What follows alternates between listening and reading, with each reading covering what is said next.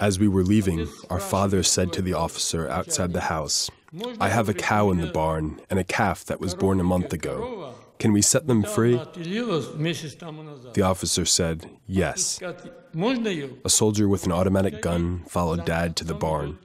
Dad went in there. He untethered the cow. The calf was right next to it. And we said goodbye to our farm, to our home.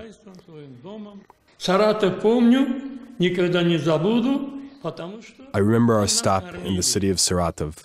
I will never forget it because it was the first time they'd fed us.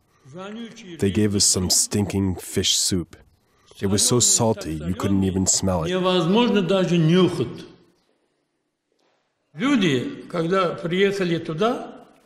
When we arrived at our final destination, there was an outbreak of disease.